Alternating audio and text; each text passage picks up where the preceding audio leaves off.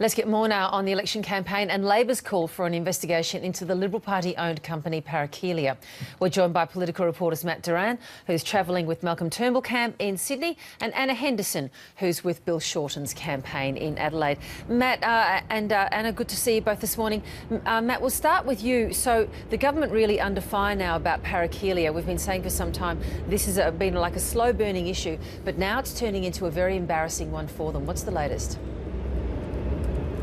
Well, the Liberal Party director, Tony Nutt, issued a statement last night. To give you a bit of background as to how we've got to this stage, Parakelia is a company owned by the Liberal Party. It is a company that provides software services for the party to help better target their campaigning. Now, Liberal MPs pay around $2,500 a year each to access this software and to collect information about voters within their electorate. There is allegations, though, that the Parakelia has been funneling money back into the Liberal Party, some $1 million, including $500,000 in the last financial year. Now, yesterday, the opposition leader Bill Shorten was speaking in Perth, and he said that there needed to be an investigation by the Auditor-General into these dealings. It must be pointed out that Labor does run a similar software program. However, that is purchased through a third party. Mr Shorten said that he has asked his shadow Special Minister of State, Brendan O'Connor,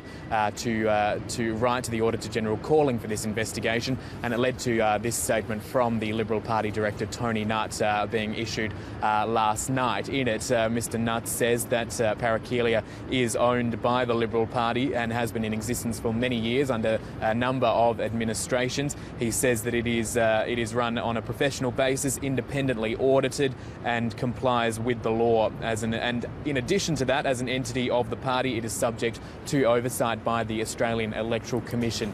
Now, Mr Nutt's gone further and said that if the Department of Finance and the Electoral Commission or any other relevant body has queries, that the Liberal Party would assist with any investigation there. And over the last few days, we have seen questions thrown at the Prime Minister, Malcolm Turnbull, yesterday at the Finance Minister, Matthias Cormann.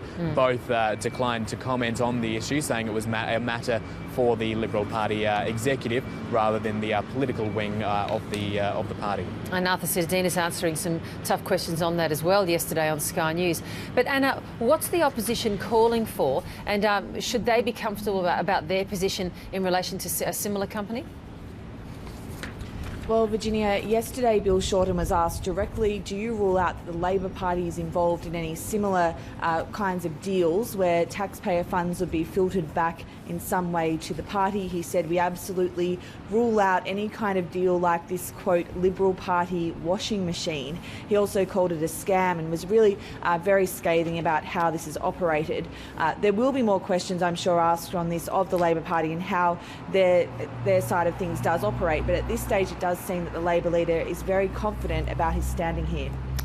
All right, so he's going to push on. And what's the opposition leader up to today, Anna?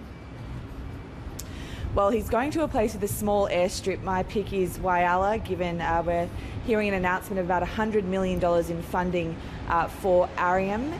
What the Labor Party wants to do is to provide this money not for the company to be able to pay off its debts, but for it to be involved in works that might save about 3,500 jobs at Arium. So Labor's now calling on the government to match that commitment. It includes a $50 million additional commitment from the SA Labor government as well. So we're definitely seeing on that side of things as Bill Shorten travels around, he is trying to pick up on that jobs issue today.